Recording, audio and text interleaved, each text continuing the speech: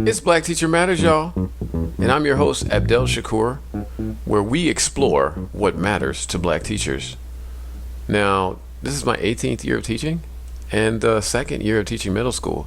Wow, middle school is really different than high school, huh? That was my big takeaway last year. Had a lot of takeaways. And one of the phrases that I used the most last year was a Spanish one. It would be like this: "Como se dice, take out your pencil." "Como se dice, sit down." "Como se dice, I appreciate you." I did that a lot because I was looking for language last year. And that was one of my big insights. Looking for language to communicate with students, looking for language to ask questions, looking for language to share my perspective, and also just to make sense of what was going on in my classroom and in the world, as both became very unfamiliar spaces to me. This year, we're off to a good start. I feel like I have more language this year, but I'm also going into this year with a lot of questions. And one of my big questions is, what are my red lines? What are the things that, as we take this journey into this new political reality in our country and then in our communities and particularly in our classrooms, what are the red lines that we will not cross, that we will stand up for, that we will make sure that we preserve for our students in our communities? And how do we do that? How do we actually do this effectively, thoughtfully, and mindfully? So this interview that I'm going to show you is me talking to Dr. Micia Mosely, who is the founder and director of the Black Teacher Project. An incredible thinker. And if you watch this podcast or you listen to this podcast, you know I have good guests, man. I can't even lie. There's just some people on here just be saying some really cool, interesting stuff. They always get me started thinking. That was my big takeaway, too, about this podcast. This is my 5th year doing it. And I was like, why am I actually still doing this? Not making any money. Although if you want to buy a shirt, look in the comments, because I'm selling Black Teacher Matters shirt, and they really cool shirts. They got a little B on them too. Anyways, I'm not doing it for the money, but I realize I'm doing it for the connection, and I'm doing it for the direction that I feel like it gives me as an educator, to talk to somebody about their purpose and why they do it and the legacies that they are connected to and they see extending beyond themselves. And that type of insight is what helps me to get up in the morning and get excited about going into classrooms. So, this interview with Dr. Micia Mosely, it really helped me. I think it'll help you. Take a look, and I hope you enjoy. I'm here with Dr. Micia Mosely. She's a founder and director of the Black Teacher Project, a program of the National Equity Project committed to developing a Black teaching force to transform schools into communities of liberated learning. Prior to leading this work, she was a national training specialist with the Posse Foundation. Mosely began her career as a high school social studies teacher before entering a PhD in education from UC Berkeley. She's a published researcher whose focus is on race and racial development and professional development. Also a successful theater and artist and performer, Mosely tours the nation with her social political stand-up comedy. Thinking about words that, or a word that describes Dr. Mosely and her work, is just like, I was just talking to her and I was just thinking, this woman is a genius. And I hate to be Why are like you that because starting? you Why hear are an you interview starting with somebody already? who's like pumping them up, like, "Dang, oh, she a genius, she amazing." But I don't know. I first met her when I signed up for the Black Teacher Project's Design Lab. It was actually, I think, over the pandemic, and uh, and it was over the course of a couple months or a few months. I met with Black teachers from all across the country. Shout out to my brothers in Los Angeles.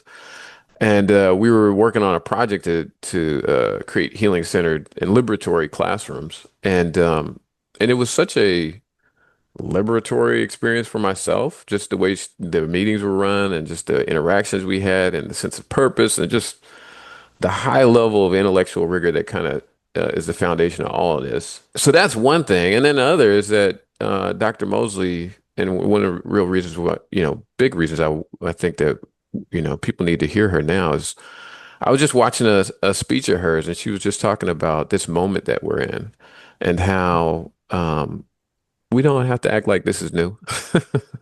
Like the work that Black teachers are doing, what's required of us, the children that we serve and how amazing they are. None of this is new.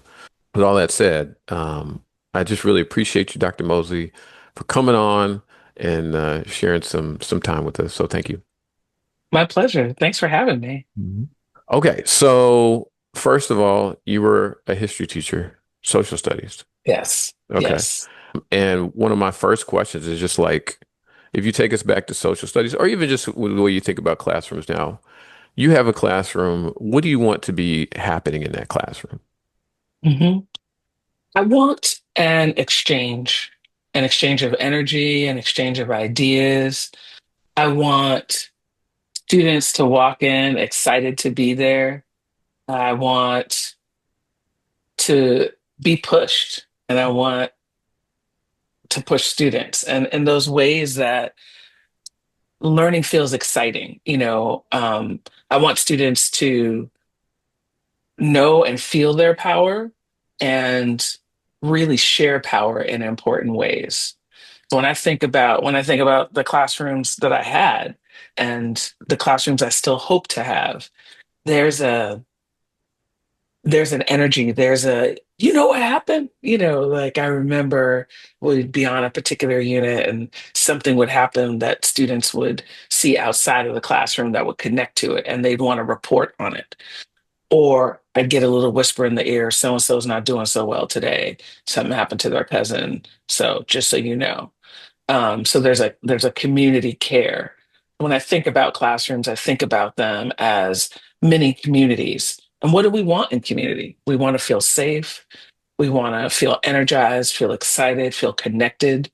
And so, classroom, whether you have 50 minutes or 2 hours a day, really creating the container for that to happen. Sharing power, relevance, listening, a community of care. Okay, so where do you feel like if you can trace your lineage, is there any significant educators that you were that formed you in some kind Mhm. of way? Yes, I mean, so the earliest educator. So first, when I was in elementary or kindergarten, I went to a Montessori school for 1 year, and I don't exactly remember the teachers' names, but I remember the experience that they gave me. I felt free, Hmm. felt like I could be curious, and I felt like I was smart. Hmm. Like, I walked away feeling smart now and went left shortly thereafter. I was in a gifted and talented programs, but I had undiagnosed dyslexia and ADHD that I realized my teacher picked up on, but didn't know how to diagnose. So then Hmm. I was, it was one of those like, maybe she doesn't belong here. She's in the slow reading group, like a lot of stuff that it took me some time to get past. But um, Mrs. Khan, my fifth grade teacher, uh, white woman. I grew up in New York in the 70s and 80s, so I was mostly taught by white Jewish women. Just gonna name that. Hmm. And Mrs. Khan was kind. That's one thing when I think about just my lineage of what the kind of educator that I wanted to be. Hmm. Um, I'll talk about the few black teachers I had in a moment, but this is a random, but like it's the story I remember the most from fifth grade. We're putting on a play, Mary Poppins did the play. We had the rap party, and we got to dance and have food, and we were playing Thriller. Want to be starting something, and it was too high to get over, too low to get under, and I went low and I split my pants. And I mean, it's fifth grade. I'm 10 years old. And I got, and Mrs. Khan immediately took the skirt from the play that was like this big poofy, and wrapped it around me, took my pants, and she sewed them up. Hmm. And we were still partying. She was just like, "You're fine. Keep enjoying yourself." She sewed them up, gave them back to me. And there was like no shame, no embarrassment. The class wasn't the kind of class that would have made fun of me, but there's no point where you split your pants, even with people who you think, well, it was fifth grade, right? Hmm. But her, like, she was on it, like, didn't skip a beat, didn't make a big deal out of it, and just let me know that I would be okay and that I would be taken care of no matter what. And that was the first, that's like one of my early memories of like, oh, this is what teaching is, Hmm. right? And I learned a lot. And she was like my favorite elementary school teacher, hands down. But that moment of care is what I really carried with me as I think about like, oh, you care for your students. You're going to teach them because that's part of care. But even in those things like that, skip ahead to high school, Mrs. Khan, another white Jewish woman. I'm sorry, not Mrs. Khan, Miss Cohen, biology. Just, she saw me. And, freshman year, I was a little bit of a knucklehead. Like I had gotten into this very Brooklyn Tech. Uh, if you know me, you know I love my high school deeply. I cape for my high school more than anything else. Probably now Black Teacher Project's up there, but for real, my high school is like my thing. And but freshman year, I didn't want to be there.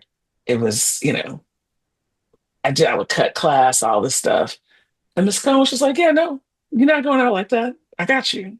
Another kind of like pushed me. Like I remember high school biology. I was talking to a friend of mine today about like, or a couple weeks ago about what happens, when you choke on something and the flap with the trachea and the esophagus. And she's like, how do you remember that? I was like, Mrs. Cohen, but Hmm. Mrs. Cohen. That's just how I remember it. But anyway, when I think about the Black teachers I've had, two come to mind in terms of my K-12 experience. They were the only two Black teachers I had in K-12, Miss Harding and Mr. Rock. And they were both really hard, like taking no mess.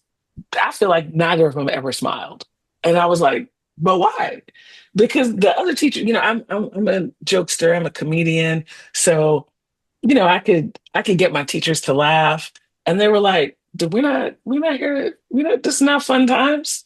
So English and math, Mr. Rock taught math, Miss Harding taught English, and I look back on it now and I understand the importance of those subjects, Hmm. and their seriousness wasn't meanness. We were, I was in a school that was a competitive school. You had to take a test to get in. At the time, it was a third Black, a third Asian, and a third mix of other races. And um, I understand now that they were looking at the Black kids in this school, knowing our potential, Hmm. knowing that there was some effort by us and or our parents to get us in there, and they didn't want us to waste it. And so I look back now and I'm like, I get it. I see it. That's what that seriousness is about. That's what that um, no nonsense Hmm. is about. And so when I think of my lineage, there's the care and there's the we're here to this is real life. Hmm. I saw Mr. Rock years later, right when I was starting Black Teacher Project, and he was so excited for me. Hmm. He's like, "Of course I remember you. You didn't want to do your homework. I definitely didn't want to do my homework." And he's like, "But I knew you would be successful," and it meant a lot to me to hear him say that. Hmm. Well, how do you feel like that affected the way that you ran your class? It was very for me. We're cool, and you're going to do your work. So I feel like I got the kind of care, like you're going to know that I love you as a human being, Hmm. um, from the Mrs. Collins and the Miss Cohens. And I got that warm demander. It was more demander than warm, but I never felt like Miss Harding and Mr. Rock like didn't like me or they weren't mean. They were just about business. And so what I understood about how my class was run and what it meant for me to be able to be the teacher I wanted to be was Hmm. that I needed to make sure that my students understood the importance of the work and that I was holding them lovingly accountable. So don't confuse our friendly relationship as Hmm. a pass to your academics. Like, oh, I don't have to do my homework because, it's Miss Mosley, we cool. It's like, we cool, which is why I'm going to make sure Come to my class during lunch if you need to get it done. Mm-hmm. Stay after school if you need to get it done, but I need you to get it done. And so that commitment to academic excellence Mm-hmm. is so much of what I took away from the Black teachers I had. And Mm-hmm. it's what I pour into Black Teacher Project now. Because I think too often we over index on the relational aspects of what Black teachers have to offer Black students. Mm-hmm. And what we know historically is that we were fighting for our lives. You didn't go to school to key. You went to school to learn because your people needed you to learn. And I feel like we've lost some of that. And people want to sort of talk about revolution and talk about politics, but how come our literacy rates are the way they are? Mm-hmm. It's great that kids love you, but how come they're not learning? And so for me, I'm like, is it that you don't know how to do it? Is it that you need the support to make that happen as an educator, as a Black educator? Mm-hmm. So let's help you get that because it's deserving. Mm-hmm. Well, yeah, you saying that it makes me think because I've done some other interviews with some of my teachers. It makes me think about how that lineage is created and sustained, how Mhm. those teachers learn those methods that they use in the class. Like you said, Mr. Rock. It Mr. was Miss Rock, Harding in English, but Miss Mr. Hardy, Rock Mr. in Rock. Yeah, math. Yeah. like who taught them? Like Hmm. what was the training that they got? And how do you, because it just doesn't come out of nowhere. And yeah, I think that's interesting to think that you have been a part of creating like an institution that can give that kind of, like you said, help actually teachers to not only develop relationships, but also to get into their practice in ways that are really about pushing student learning. Hmm. So I think a couple of things. I think for them, being in a school like Brooklyn Tech, Mhm. presumably all the students want to be there and they're high achieving. So you've got a particular set of students. For many young people today, school is just not, it's more like to hang out with your friends, right? We need to prepare folks to understand. One of the things I love about the Oakland Community School, which was a school that the Black Panthers created, was one of the principles of that school was to teach kids how to think, not what to think. And when I think about Zaretta Hammond's work and what it means to create independent learners, Mhm. that's what we're up to. In the 21st century, too many educators are being prepared by folks like myself who were prepared in the 20th century, Mhm. pre-internet. So even if I've evolved and I've lived my life, if my understanding of the world, we talk about not having a banking method where teachers are pouring in, right? But it's hard to interrupt that when higher education is basically constructed as that method. You Mhm. have a professor, you have a sage on the stage who's pontificating. People are taking notes. Great. Now they take them with computers. Okay. But it's still read this, listen to me. Read, write, a little bit of talk. And it's mostly listen. You're not talking, you're listening to the professor. So for so many of our educators, that's how you're learning your content. Hmm. If you're lucky enough for secondary, to have majored in what you're teaching, right? I think in some instances it's different, but even in elementary, how we're thinking about how classrooms are organized, what seated time looks like, what moving, the modules, compliance is such an important part of what it's such a big part of what's taught, Mhm. right? And so if you're not getting compliance, then are you really teaching? And how do we think about how compliance is created, especially in this political moment? Right. And so we're not Could you drawing, say a little bit more about that? yeah. So, we're in this, it's about force, right? Forced compliance as opposed to compliant, what looks like compliance being really a connection. And so when I think about methods of teaching where it's really student driven, it's if anything, it's the adults complying, but it's more of a dance. It's here's a large enough container. of safety that I've created for you. That's my job as an educator. I've created a large enough container for you to be able to move toward what you're interested in. Now, people have different ideas about what that looks like. I personally think, we're going to want something by the time it's all said and done. We want you to learn some things, but the forced behaviors, the factory model that we have not let go of. We have people who've gone to school, get doctorates, have an analysis of the factory model of schooling, and then get positions in schools that basically double down on that. And I'm like, so you know what you're doing, and you might even write a paper, deliver a panel session about how that's wrong. But how is your school constructed? Be different. If it's still moving, and my background is in secondary, I'm biased in that way. I can't tell you. I mean, this is why I go back to that Mrs. Khan example of elementary school, because I don't know exactly how she created this liberatory learning environment for a fifth grader, but she did. Mm. But in junior high and high school, come on now, it's not right. It's adolescence. So they're going to be a little bit wild in their behavior because they're adolescents. Mm-hmm. And if we actually get with the psychologists and understand what's the nature of just that time in our lives, this is not personal. You have a lot of teachers who take young people's behavior personally. Mm-hmm.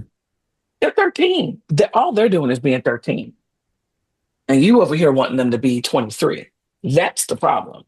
You want them to act like adults, and so you try to force them to comply as opposed to understanding how to actually nurture them in to the people that they should be at the age that they are Mm-hmm. and into adulthood. And so alternative ways of connecting with students where it's not just this top down, I'm the adult, you're the young person, do what I say, requires creativity. It requires your own healing because we've all been hurt. We've all been hurt by this institution that we call schooling. Even if you loved it, I loved high school and I was hurt by it. And so we're not doing our own healing to understand the ways in which were hurt.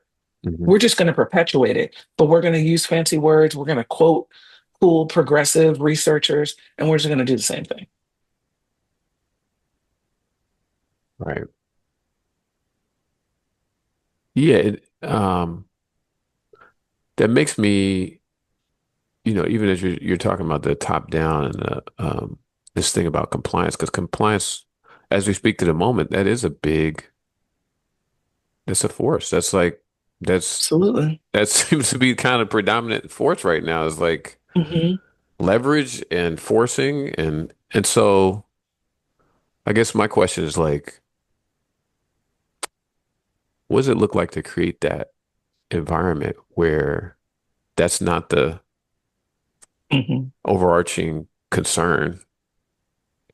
And like you said, you're creating a space for people to kind of uh, get interested in what they're Hmm. interested in and really invest in it when there's so much pressure being applied to the educators themselves in those Hmm. environments to Hmm. comply and to make the kids comply. For me, it's understanding the bottom line and having the creativity to know how to get there. So part of the challenge of the educational moment that we're in is the under preparation of educators because we have a shortage. Folks are being fast tracked into the classroom. So people don't have the time to have the mentorship to learn.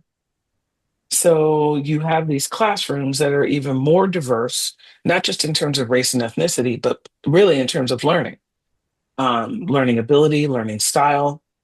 And so if I've had 18 months to learn how to teach, and let's just say I didn't major in the content that I'm teaching, and if I'm in elementary, if I wasn't thinking I was going to be an elementary school teacher, I may technically know how to do all the things and know the information, but I don't know how to teach kids, right?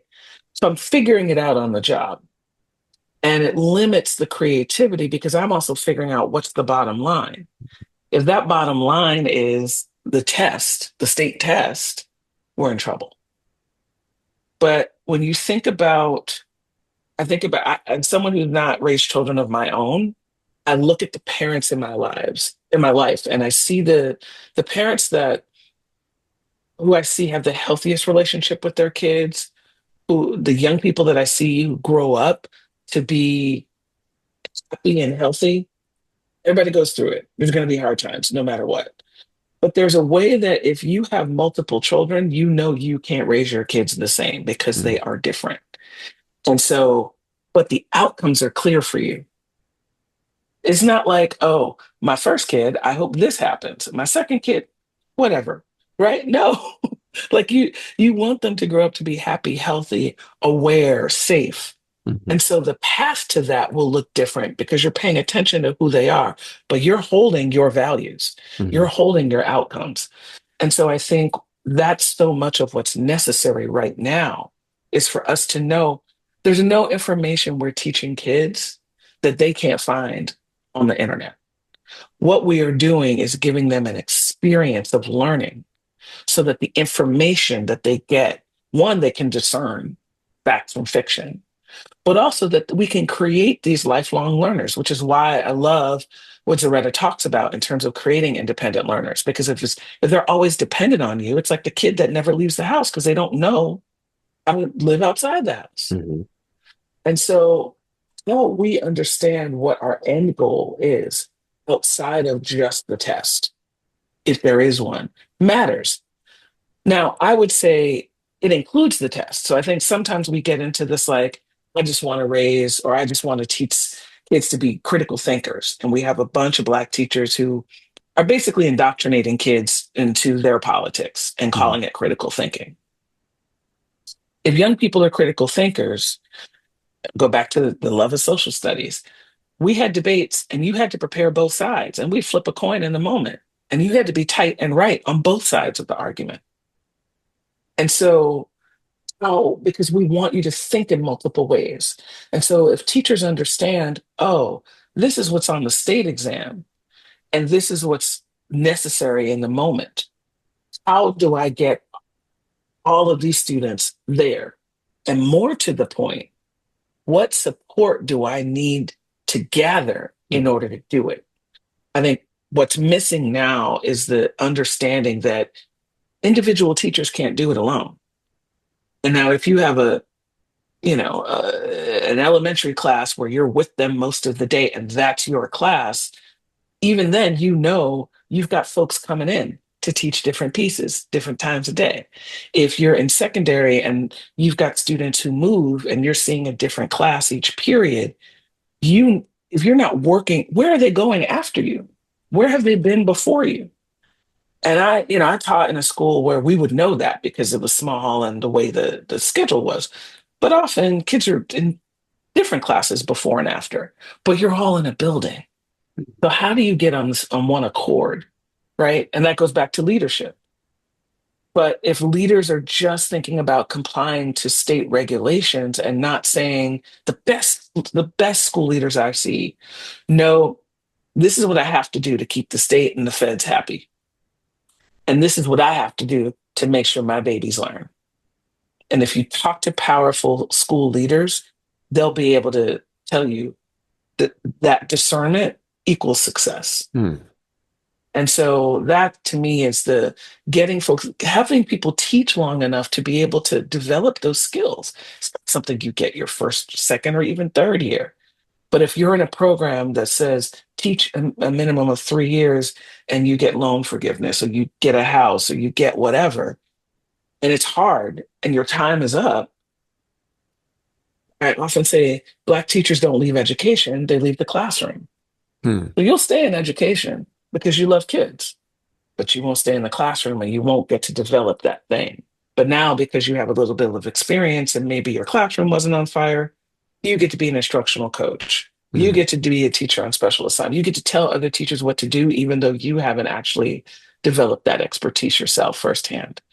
But don't get me started about that. Dang, you got started. You Sorry. went in at the end there. Sorry. I don't know what I went somewhere. Wasn't even planning to go. That wasn't even a question, but I've seen it too many times. It's a setup. It's a setup. That's oh man, yeah, that's like ooh. I guess I've had a little bit of that experience because I took a reading class, or instruct teaching Mhm. reading classes this past summer. And it's been online, and it's been pretty good, but it has been like, oh, that's why they was acting like that. Oh, that's why that kid, and I mean, as you say, as you get more into understanding student behaviors and how they're connected to student Mhm. learning, you see stronger connections to like, oh, you didn't really have an appropriate reading material. That's one of the reasons why you were feeling uncomfortable. And then that's why you went and you tried to distract the whole class and we had a problem. But really taking the time to understand, and for me, it was especially reading as an ELA teacher, like the Mhm. connection between the fundamentals of learning to read and then on up and how that plays out in a classroom in terms of compliance and behavior, however you want to frame it. Mhm. That's like a real eye opener. It's like there was times Yeah. when I would see stuff and I'd be like, I know that you need this thing, but I don't honestly, I don't know how to do that thing right now. Right. And it's not because you don't want to, Right. right? And Mhm. then it And I'm becomes, writing a lot of curriculum. It ain't because I'm not working hard. Like I'm doing a lot. right. Then who do you go Right. to learn how to do that? Mhm. How do you say, oh, this teacher over here knows how to do it? Let me get with them. Or none of us in this building know how to do it. Mhm. Let's talk to, you know, whoever's in charge of professional development and say, this is the PD we need. And, it becomes this, our base level is that you don't have behavioral problems. Mhm. As long as you don't have behavioral problems, you're good. And this is what happens to Black teachers, Mhm. right? Often we form strong relationships with kids. We don't have them, wilding out. And so everybody assumes everything's fine. Mhm. They love us, they report strong relationships. But when it goes to the actual work, there's some things missing, Mhm. right? And or you've got it with a good number of students, but then there's that handful of students that you just can't reach. And Mhm. in many ways, it's a setup because we have these like I said, these diverse classrooms, students with different needs, but we haven't actually been prepared to meet those needs in the structures that we have. Again, you might have a block schedule, you might have 50 minutes, but when you're writing your lesson plans, first of all, how you're taught to write lesson plans. I mean, I don't understand, certainly in secondary, why everybody doesn't have a syllabus, Mhm. personally. I don't need the day to day what you're going to do because you need to be responsive and fluid. But what's your plan for this 6 week working period? Where Mhm. are we going with this? Because you're going to have to turn in somebody's grades at some point. So what are we doing? Right. And how can the parents know? How can the students know? How can we help prepare them? Because we're not just teaching them our content, we're teaching them about life. Mhm. And that's the piece I think for I'll speak for my generation. If people who know me know I'm very serious about Generation X, which is my generation. Mhm. And it is because we grew up and were prepared for a world that does not exist. Mhm. Like it's so I think with boomers, it's different, but it wasn't that different. There was no internet when we were growing up. And we got onto it. Like it Mhm. wasn't, and so that when so I was commenting about the vinyl connect collection behind you because it's we're able to see these waves of things coming back and you start to understand that if if you think you're preparing young people to get a job today, you haven't been paying attention to the last 50 years. Mhm. There's no system that is really designed right now in schools to be liberatory, but the expansion of the world that we're in is allowing for this liberatory. We just have to live into it. Mhm. And like the possibilities that exist, people are scared of AI because we're being prepared to be scared of AI. Well, the Mhm. movies are about robots taking over the world and knocking us out. That's a consciousness. What if we could think about it as something that is bringing us to a higher vibration. This is where the I'm from Brooklyn, but this is where the California comes in. But like if we think about technology allowing things that used to be um, rudimentary for us, that it allows us to connect on a different level, Hmm. right? How do we prepare young people for that? Well, in order to actually have AI operate with a liberatory consciousness, we have to be doing that. Hmm. Meaning, we're not trying to tear the person next to us down and get ahead. We're trying to all move up together. So I like to play board games, and I love cooperative board games. I was just in a pool with my nephew over the weekend, and there were some kids in the pool. And this is the thing: when you're a teacher, I don't know these children, but we are absolutely about to play this game in the pool. And all it was tossing the little ball around and seeing how many times we could toss it to each other and what number we could get up to without dropping it. Hmm. It was they didn't We didn't call it a cooperative game. We were in the pool playing, Hmm. but I wanted them to know we're all trying to get to 20. So you want to catch it and you want to pass it so that that person can catch it. You're not trying to knock it down from them. Hmm. It's a different, and it was joyful, right? And so what if school was like that? What if we all wanted each other to learn and it wasn't about who's going to get the better grade, but how are we going to make sure, oh, I see this kid doesn't get it. Let me help them. As the teacher doesn't have time, let me, right? Or I need help. Who can I go to? So you asked me in the beginning about what's happening in the classroom. And when I think about that kind of cooperation and that kind of freedom, no one's scared to ask for help. Hmm. People understand the importance of giving help. What it also does is it allows you to know what you know and feel confident.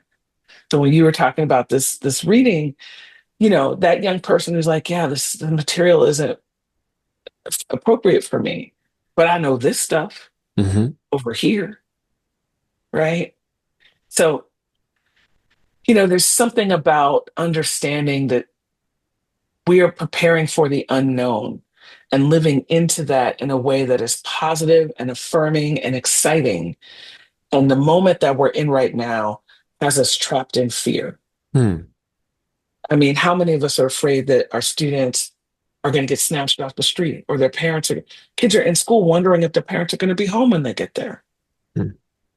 And that's a reality that if we're not acknowledging in school, we're not being culturally responsive. You want to talk Hmm. about culturally responsive teaching? The culture of America right now is one of fear. So Hmm. how do we have our classrooms respond to that? Not by creating more fear. If you don't do this thing, this bad thing called an F is going to happen. But I got fear outside, I got fear inside. That's not what we want. Right. Well, like I said, that flows into my, my be in the classroom question. Hmm. You got your class, summer day, spring, or whatever. Hmm. B floats in the middle of your lesson. What do you do, Dr. Mosley? Noticing.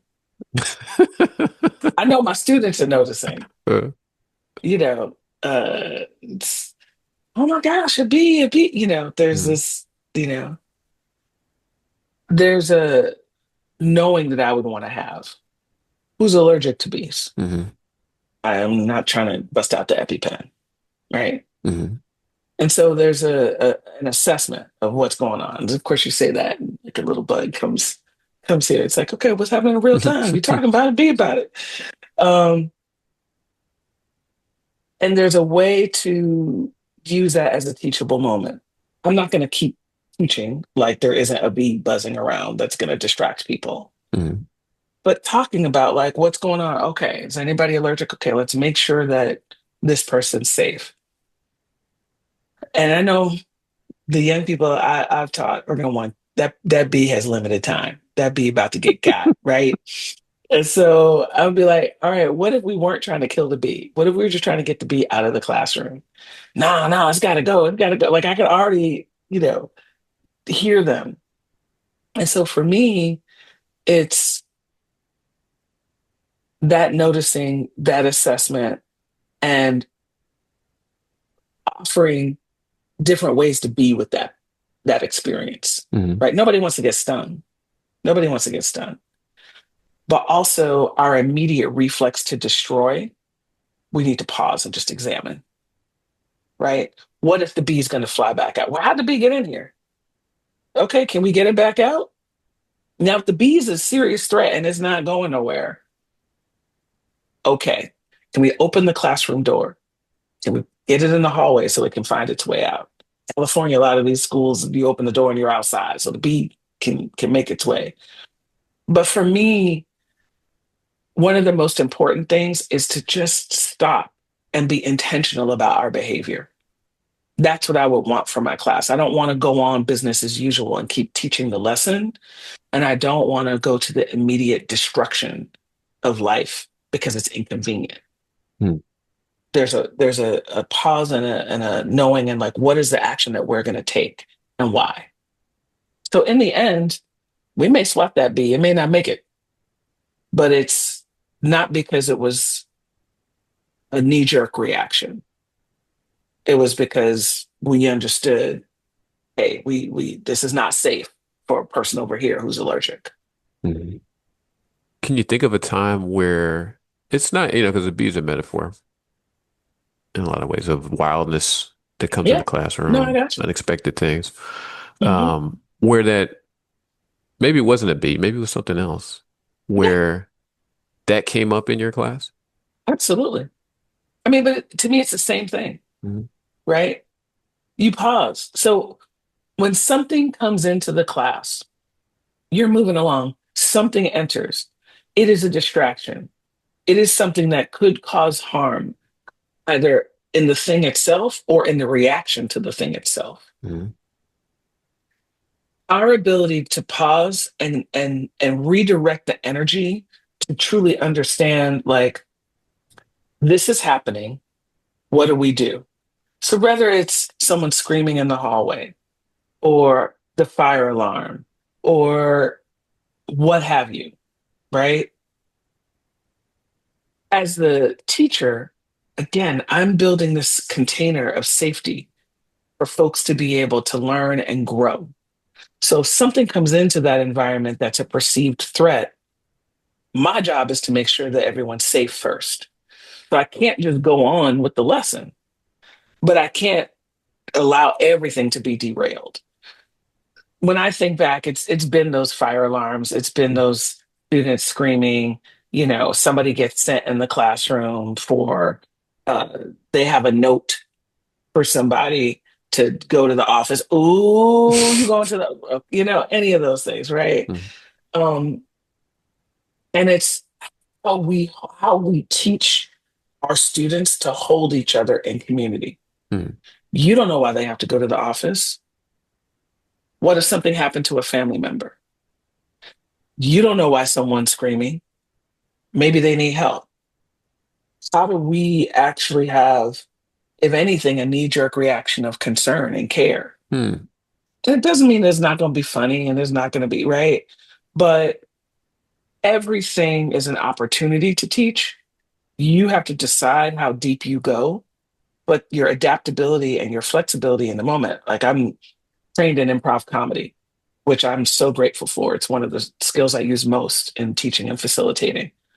Stuff pops off all the time. That's and then the world of like continued distractions. Your whole lesson is dependent upon your computer working, and it doesn't. And you don't have no kind of printed materials. What you gonna do? And so for me, our ability to stay grounded, and Hmm. this is so much of what we do in the Black Teacher Project. Again, I keep going back to this political moment. How we stay grounded right now. And it's not just like, oh, our ancestors had it worse. It's like, what is the technology that they used? It didn't involve electricity. It involved a connection to spirit. And, in BTP, I always tell people, we're coming from a spiritual perspective. Your religion is we have this separation between religion and spirituality and education and intellectualism. And I often say, spirit is what grounds you. And that might be hugging a tree. Hmm. right? I'm not trying to move people to a particular religious belief, but I need you to know that there's something bigger than us in human form and whatever it is we're trying to do. And again, the fact that this world looks completely different than it did when I was born is an example of that. So we have to know that there's something out. We're going someplace else. And it's not always advanced. Right now, we're going all the way backwards. We're going all the way backwards to the 19, and we're in the 1930s. So, if you think about 41 as when World War II popped up, what was happening in Germany and Poland and the surrounding in the late 1930s? We're there now. Hmm. What were people doing? How does that help us understand what we need to do now to resist in ways that have different outcomes? So you can't sit through a televised genocide, which is what we're experiencing right now, Hmm. and act like you don't know about a genocide that just happened last century when it's all over the history books, at least for now. And so for me, there's this kind of understanding of grounding to be able to move, center to be able to move and be part of movement. And because we are trained to think as individuals, if we can't think about what we can individually do, sometimes we get stuck and do nothing. Or we just go on as though there's nothing to do. And so I think this is true in classrooms. If there's a major distraction, do I understand the supports? Do I understand the community that I'm in to help us navigate whatever that be may be? Hmm. Or do I simply go to destroy, ignore, right? So I mean, that's why in the Black Teacher Project, we want people to be working together to get us out of this notion of it's just me and mine. Let me close my door and do my thing. What you do affects everyone. And that's every Indigenous culture, independent of how we've racialized each other. Every Indigenous culture understands that because none of us survived without our neighbors. And now half of us don't even know our neighbors. So the NEA Foundation gave Black Teacher Project an award, which you went up and you gave a speech. And Mhm. in the speech, it was this question of like, what do we do in this moment? And you made this similar point about like that this is actually, we're almost like time traveling here. Like this has happened before.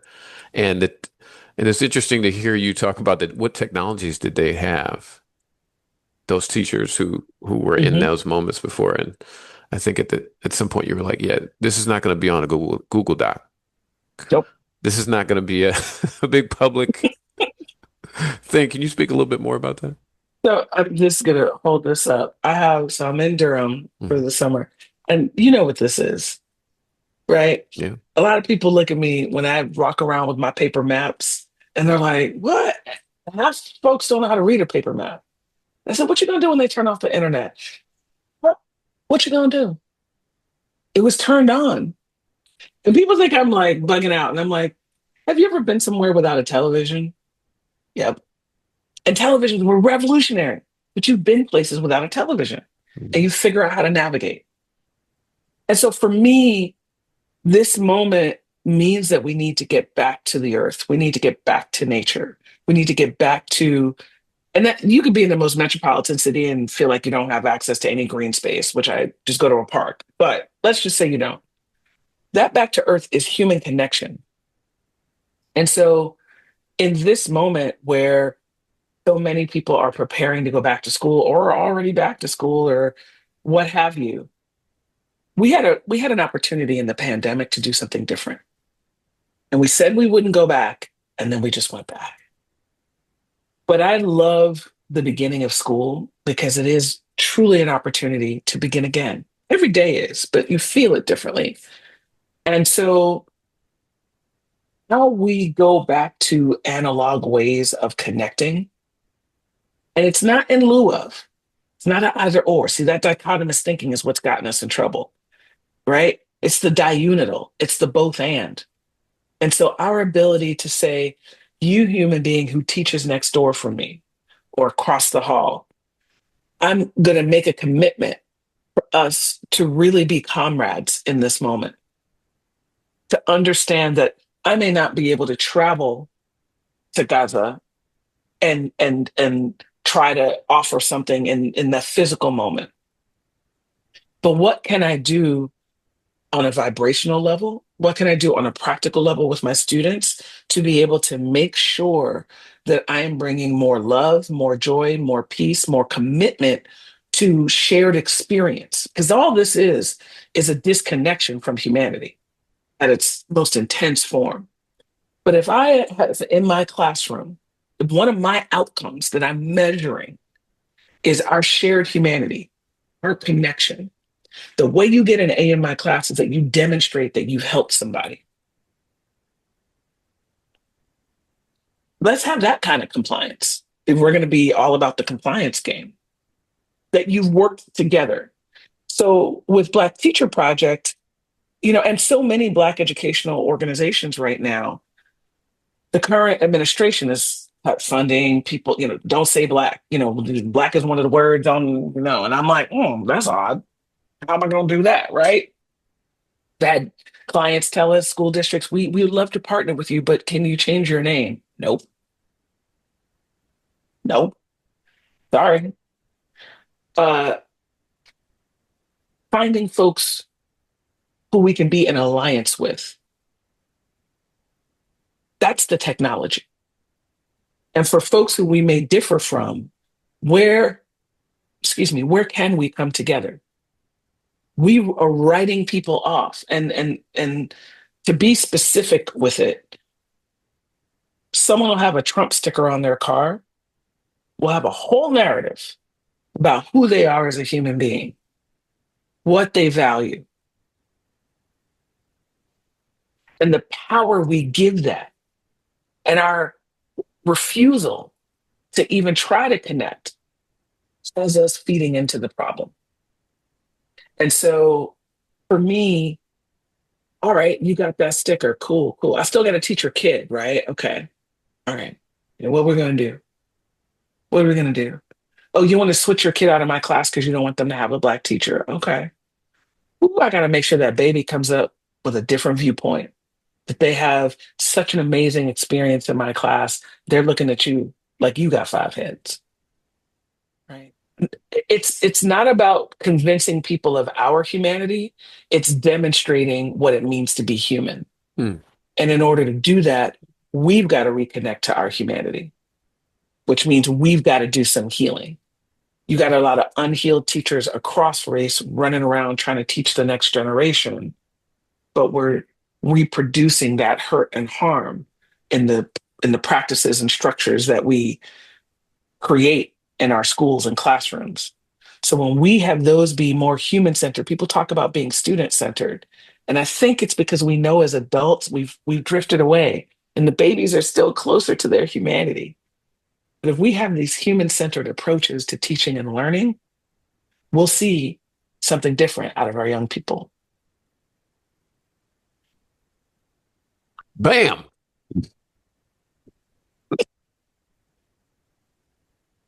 See, that's what I said. As a genius. I did say that earlier. Called the shot. Dr. Mosely, I appreciate you. I appreciate you. It's so good to see you, Mhm. and it's so good to connect in this way. Mhm. And I appreciate your commitment to our young people. Mhm. And even in doing this work and having people share their voices and talking about our lineage, because our lineage is not just the past, it's the future. Mhm. And so how we situate ourselves in this moment matters. And so with you calling in the importance of Black Teacher Matters is so powerful. So thank you. Mhm. I feel it. I feel it by any means necessary, Yeah. getting these voices and perspectives out there. So thank you. Yeah. Special thanks to Dr. Mosely for sharing her time and wisdom. If you haven't checked it out, please take a look at the Black Teacher Project.